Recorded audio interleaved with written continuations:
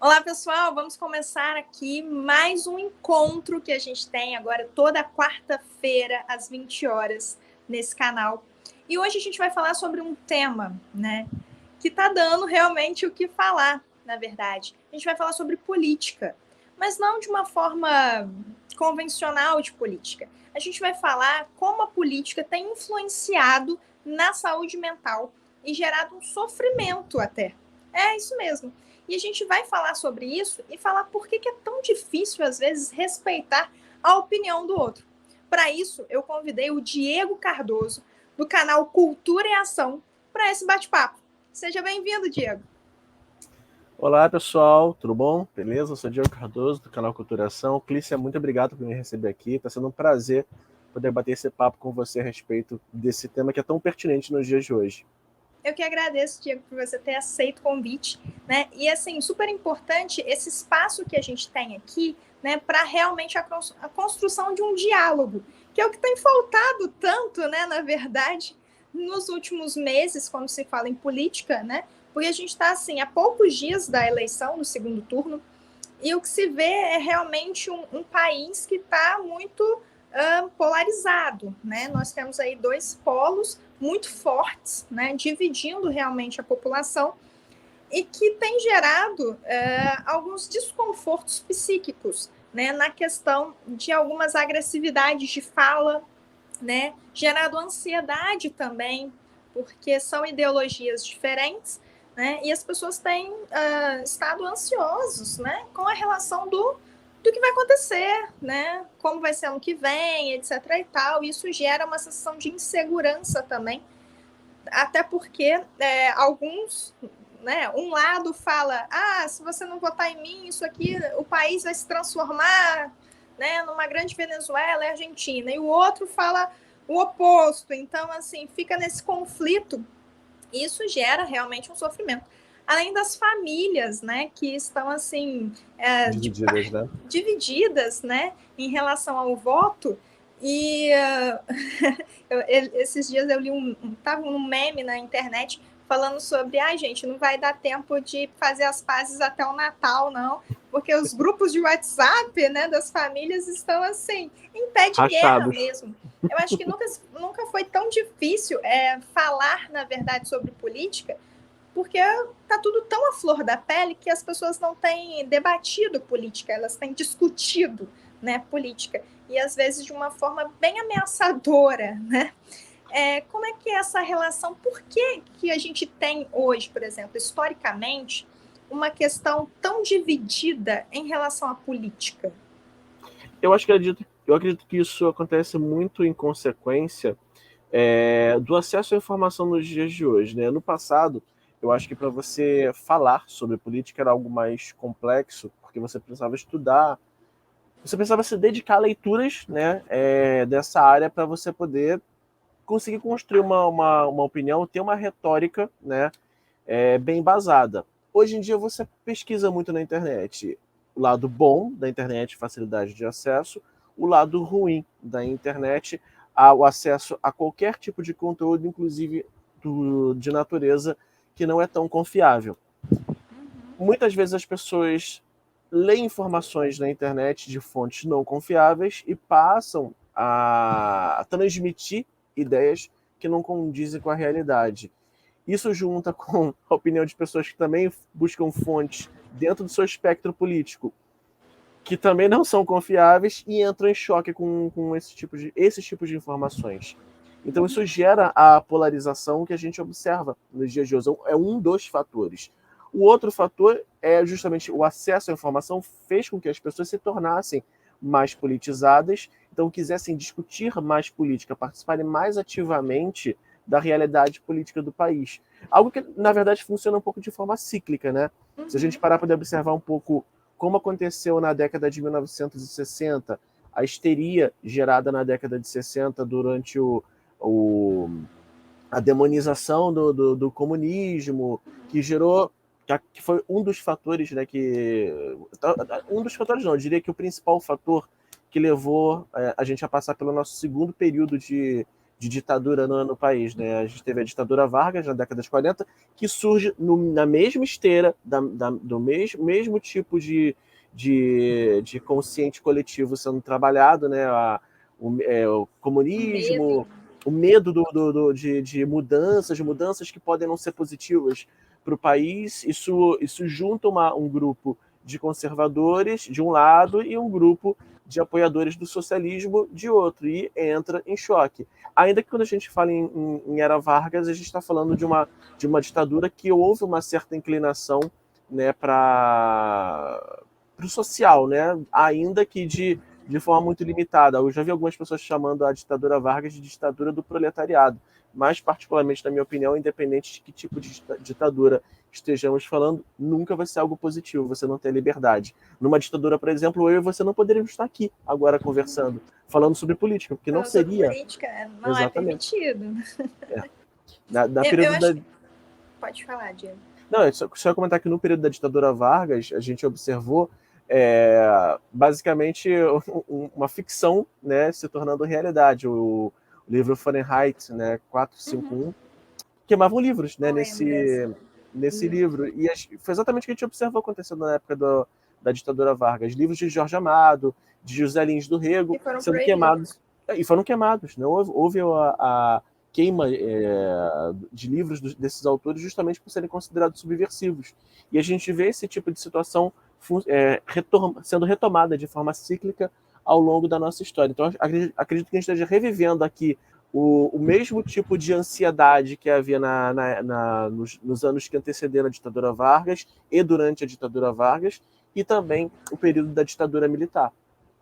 Eu acho que a grande questão, né, é bom que as pessoas participem da política. Isso não é um movimento ruim, é um movimento muito bom. Né? Então, estar envolvido com a política é um ato, né, de também democrático, porque você poder escolher, né, poder pensar e poder criticar ou almejar alguma coisa para o seu país que seja diferente, não? Ou que bata com as suas ideologias. A questão é quando isso se torna algo prejudicial, né? E aí sim a gente tem um transtorno em relação a isso. Eu acho que o que a gente está vendo muito ultimamente é uma questão das pessoas se esconderem no anonimato das redes sociais para difundir ódio, né? E aí não se trata só sobre a fala política, né? Não se trata só de dois partidos, não se trata só dessa questão, se trata, né, de usar um momento político até para difundir ódio, né? Para difundir comentários mesmo. Então, a gente tem visto comentários muito pejorativos, né, em relação, coligados à questão política, que vão diretamente ofender pessoas, né? E baseado numa falsa cortina que também aquilo é política. Então, acho que isso tem se tornado, assim, prejudicial, ao ponto que é muito bom ter as redes sociais para difundir informações, ao mesmo tempo que difundir informações falsas, né, se tornou muito comum a expressão fake news, né, usada lá por Trump, e a gente pegou bastante isso nos últimos anos, a questão de utilizar as fake news, e às vezes elas são até propositais, né, de ambos os lados. Sim, ótima cortina de fumaça. Exato, para fazer uma cortina de fumaça e difundir o ódio. Né? Então, isso gera um sofrimento psíquico, porque algumas pessoas elas estão sendo impactadas diretamente com essa questão. Né? E o que me preocupa um pouco, Diego, né, que eu tenho visto assim também no consultório, etc. e tal, é a questão das pessoas estarem tão agressivas com a política, né? E não respeitar mesmo a opinião do outro. Porque você pode ter uma opinião diferente da minha, né? E ok, a gente pode conviver com isso, conversar sobre isso, mas a partir do momento que você tem uma opinião contra ao que eu acredito, eu deixo de achar que eu estou errado e passo a achar que temos um problema em relação à questão de ideologias. Então, você não pode mais ser meu amigo porque você pensa diferente de mim. Né? Você não pode estar próximo a mim porque você pensa diferente de mim. Eu tenho que me afastar de parte da minha família porque pensa diferente de mim. né? A questão é encontrar talvez um equilíbrio, né, em relação a isso, o que é difícil muitas vezes, Sim. mas tornar esse debate um debate, né? E não uma discussão, porque somos seres políticos. É interessante Sim. pensar que somos seres políticos, mas a questão é como usar a política a nosso favor. E aí fica a grande discussão aí, Diego, como usar a política de uma forma que a gente consiga realmente pensar naquilo que é melhor para o país e não necessariamente pensar naquilo que o individual, né, não só o individual, mas o bem coletivo. Como pensar fora da caixa. Eu acho que o primeiro ponto que as pessoas precisam se conscientizar é de que não existe verdade absoluta. Não vai existir uma política correta. A melhor política nunca vai existir. Ainda mais quando a gente pensando especificamente no nosso país, um país com tantos contrastes, né? Regiões do nosso país que são extremamente bem colocados dentro de um contexto de poder aquisitivo. Economicamente em uma boa situação, enquanto outras partes do país não gozam da mesma vantagem, do mesmo privilégio. Então, o que é bom para um não vai ser bom para o outro. O mais importante, acima de tudo, a gente tem que pensar que muitas pessoas ao longo da existência do nosso país perderam a vida, lutaram para que a gente pudesse ter esse direito de hoje viver numa democracia e poder ter o direito de escolher alguém em que a gente quer votar. Muita gente perdeu a vida por isso. A história tá aí, não é tão distante assim para poder mostrar para a gente essa realidade. Então, o primeiro ponto, se você defende a democracia, acima de tudo, você tem que estar aberto ao diálogo, porque não existe política sem diálogo. Política sem diálogo tem um nome, né? Que não é exatamente democracia. É autoritarismo que a gente chama. Então, assim, tem uma leitura que eu costumo dizer que abre muito a mente das pessoas. Vou pegar ele aqui. 1984, do George Orwell. Tem pessoas... Maravilhoso, né? Muita gente lê esse livro e fala, esse livro é uma crítica à direita. Algumas outras pessoas leem e falam, não, isso aqui é porque o George Orwell ele se decepcionou muito com o socialismo, então ele criticou o socialismo. E ninguém para poder perceber que, na verdade, esse livro ele trata da política, tanto de esquerda quanto de direita. Ele pega o que há de pior na direita e na esquerda e constrói o Saussing, né, que é o socialismo inglês, o conceito de política que existe dentro desse livro. Essa leitura aqui, para mim, eu acho ela é excepcional, porque ela ajuda muito a abrir a sua mente, a perceber o que há de errado em tudo que te cerca. Junto com a Revolução dos Bichos, que também é dele, que é uma obra fantástica, que fala muito sobre política de uma forma assim, não, mas os animais estão conversando. Não, aquilo ali é uma obra-prima de política. Mas você tem que ter, né? Você tem que ler também com uma mente analítica, né? Analisando socialmente tudo que está sendo falado ali, que é uma obra também fantástica. São 2 livros que eu gosto muito, tenho assim um apreço por Orwell e ele é perfeito nas suas colocações, realmente. Então, é uma boa indicação aí. Fica para o pessoal também essa excelente indicação de livro. E se você não quer ser enganado por político, conheçam Odorico Paraguaçu. Dias Gomes foi brilhante. Esse cara foi brilhante quando escreveu Bem Amado.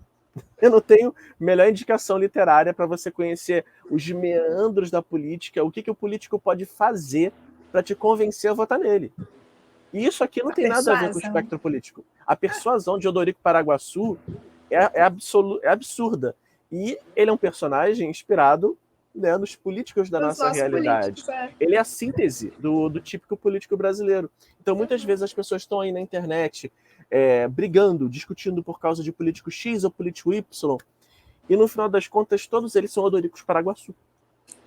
E é isso que mais assusta, tá? E no final a gente vê as alianças que se formam, né? Que seriam até improváveis, né? E aí você fala, mas como assim essas alianças? Ué, mas hoje você não gostava dele, mas agora você gosta? Né? Há pouco tempo até vi um vídeo, acho que foi do TikTok, justamente de uma pessoa se passando por uma eleitora, entrando em contato com o saque de ajuda, para poder tentar entender se ela agora tem que gostar ou não de determinada pessoa. Eu achei brilhante a crítica dela, entendeu? Foi sensacional, porque realmente é sobre isso que é a política, entendeu? E é justamente esse diálogo, porque enquanto as pessoas não preferem se polarizar e não abrir o diálogo, acreditar que é na força, é no grito e é na agressividade que você vai resolver, que você vai fazer a sua voz ser ouvida, seja ela atrás de uma tela ou fora dela, na vida real, os políticos já estão lá pensando qual vai ser a próxima aliança que ele vai fazer, entendeu?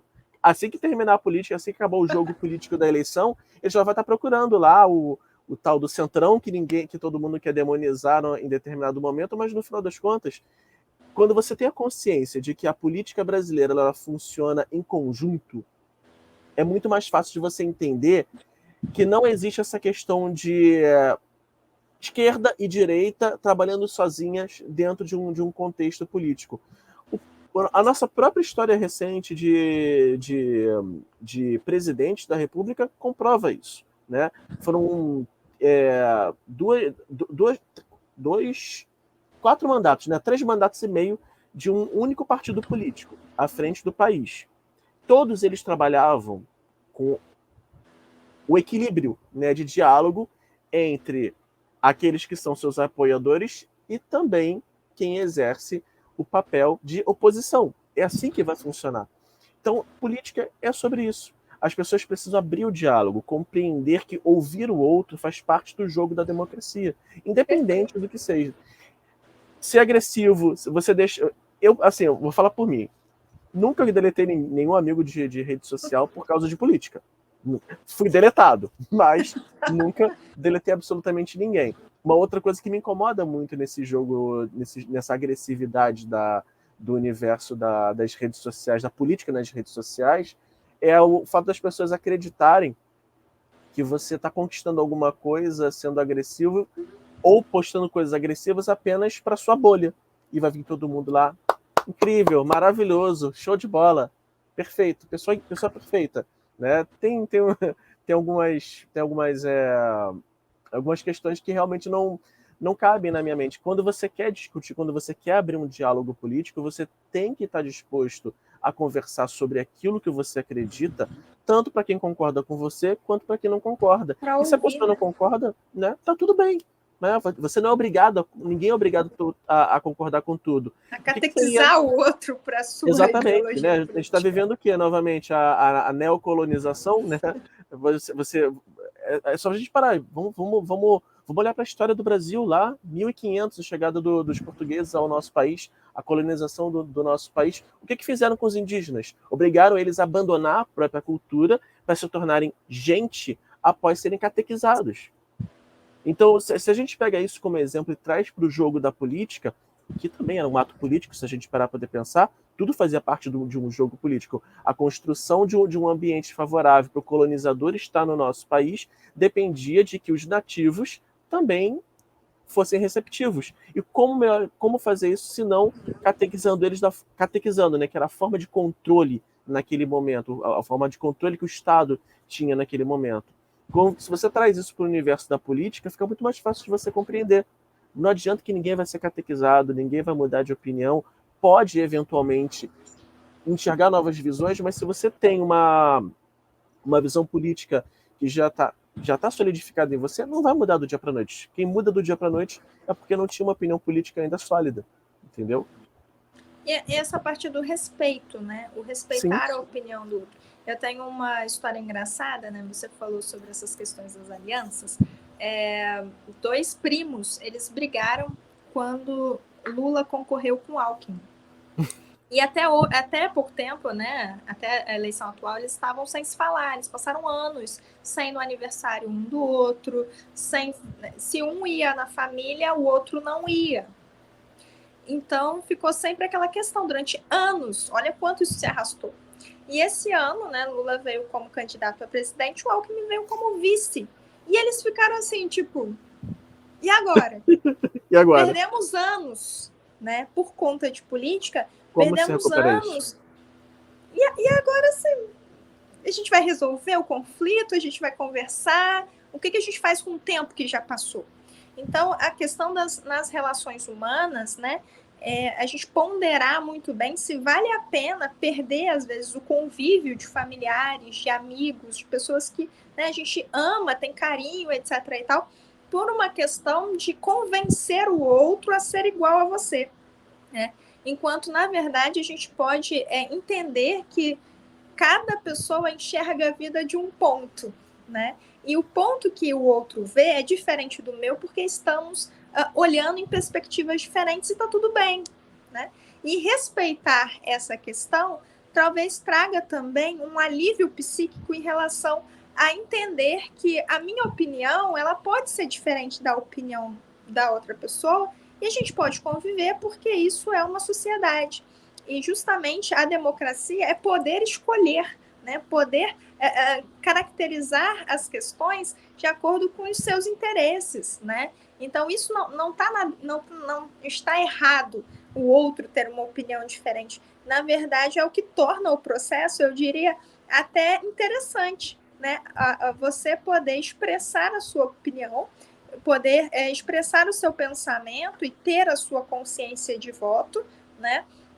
E participar do processo democrático do país também é muito importante, como você falou, as pessoas lutaram para isso.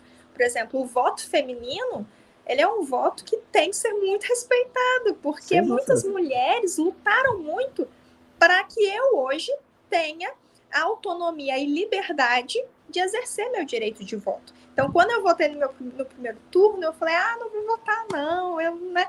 E eu falei, não, eu vou votar porque isso historicamente não é uma relação só, não diz respeito só a mim, diz respeito a toda uma característica histórica, né, de luta, porque não foi um processo fácil de conseguir espaço, todo um processo de luta para que a minha voz seja ouvida. Então, é muito interessante essa questão de que a gente tem peso, a gente tem voz, né? E recentemente eu ouvi também, mas todo político é ladrão, todo político não vale nada, todo político, eu não defendo nenhum político, etc. e tal. Então se candidate. E é uma questão, assim, difícil até, eu entendo essa questão cultural também no Brasil, de falar que todo político é ladrão. A gente tem uma certa desconfiança com a política. Eu acho que ao longo do tempo a gente perdeu um pouco a questão não sei se por estar muito nas mídias o processo de corrupção, né, os processos que se instalam em relação à política. Eu acho. Isso alimenta também essa questão de ficar desmotivado também com a política e ao mesmo tempo gerar uma sensação oposta, né, de eu tenho que defender meu candidato e é meu candidato e eu sou só o candidato. E às vezes as pessoas também esquecem que não é só o presidente que governa o país, gente, né? Temos várias instâncias aí, você poderia até falar um pouco sobre isso, ou pela questão histórica, ou pela questão também de política, que as pessoas acham que é só o presidente. A gente nem sabe o vice, às vezes. Uhum. Olha, se a gente parar para pensar, aliás, eu até volto um pouco mais num ponto dentro desse contexto.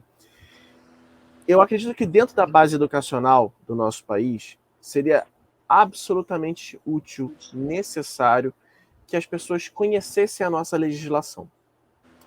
Facilmente as pessoas são vítimas dos odoricos paraguaçus da vida, porque né, ela não conhece seus direitos, não conhece seus deveres, não conhece como funciona a estrutura do país, porque simplesmente essa base não existe.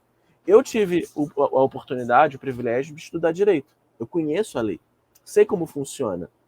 Então, para mim, é muito claro o conceito de que o presidente, dentro do nosso sistema presidencialista e do contexto democrático do nosso país, é um pouco só melhor do que a rainha da Inglaterra, ou melhor, agora rei da Inglaterra, né? Rei da Inglaterra. Ele é representativo, literalmente. Ele tem funções que ele pode exercer por poder dele? Pode, mas tudo passa pelo crivo dos três poderes. O Brasil ele funciona harmônico, legislativo, executivo e judiciário. Esses três pilares é que fazem o motor do Brasil funcionar. Então, se o presidente quer algo, mas o legislativo não quer algo, não vai acontecer. Por isso que é necessário o diálogo. O presidente ele não vai trabalhar sozinho. Se ele não tiver um diálogo com o Congresso Nacional, não funciona, não flui. Situações que a gente já viu nesse país comprovaram isso há não muito tempo. Né? Há 2 mandatos atrás a gente teve o impeachment, que funcionou justamente dentro desse contexto.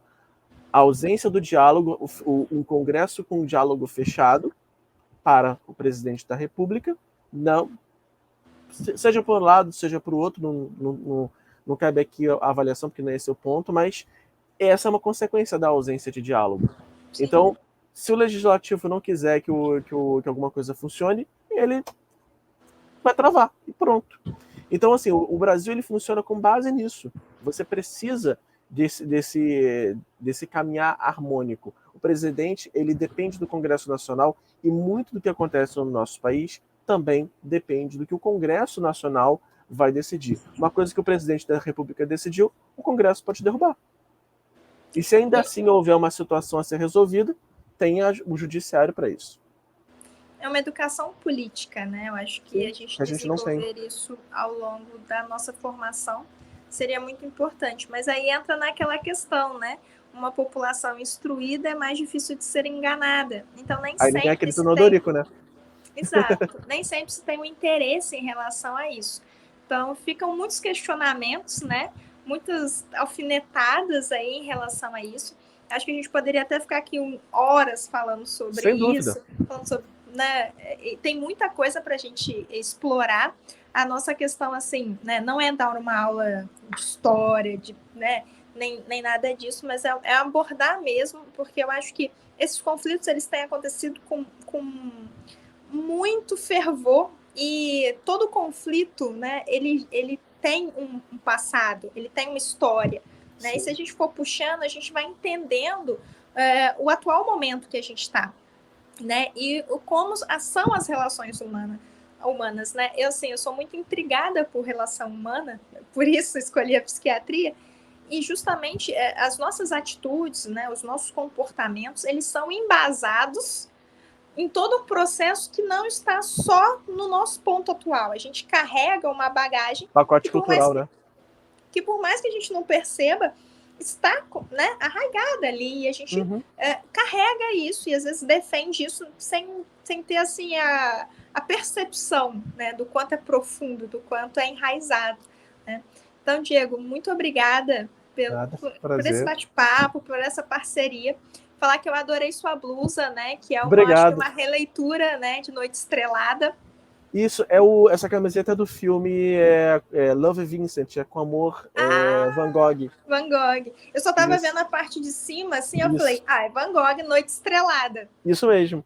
A imagem aqui é o personagem do filme, né, do Love Vincent, e aí botaram Noite Estrelada ao fundo, que ficou maravilhoso. Aliás, é uma animação sensacional, para quem não conhece. Super recomendo esse filme. Eu vou assistir. Eu estive recentemente em Londres e lá tem os girassóis, né? Que foi atacado recentemente, né? Por 2 jovens lá que, né? Foi realmente uma coisa que... E aí a gente se pergunta até a questão da intolerância, né? E do respeito, às vezes, à cultura, à arte, à história, né? E conhecer a nossa história é extremamente importante também, para que a gente tenha respeito por aquilo que está além da gente, né? Então, acho que o conhecimento ele abre as portas para o respeito.